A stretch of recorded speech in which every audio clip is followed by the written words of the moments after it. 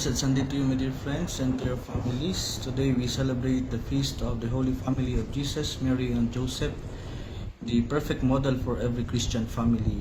And our readings today reminds us that holiness in family is lived in simple and everyday love. For the children, the book of Sirach tells us honoring our parents brings blessings. Pinapakinggan ng Diyos ang ating mga panalangin, pinapatawad tayo sa mga kasalanan, at mahaba ang ating buhay. Respect and obedience to our parents are not burdens, kundi sila ay daanan para sa biyaya ng Diyos. Parents, mag-asawa, sa second reading si St. Paul ay pinapalalahanan tayo, love one another, avoid bitterness, and never discourage your children. Love that is patient and gentle builds a home kung saan ang pananampalataya ay lalago.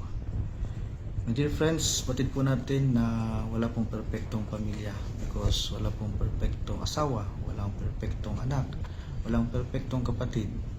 But we have a perfect God who can fill up our imperfections.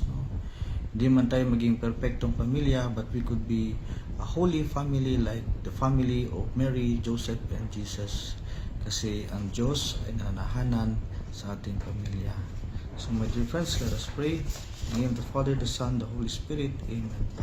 Lord God, we entrust to you all our families, dwell in our homes, heal our wounds, strengthen our love, and guide us in your ways. May our families grow in faith, hope, and love for one another. This we ask through Christ our Lord. Amen. In the Father, the Son, the Holy Spirit. Amen.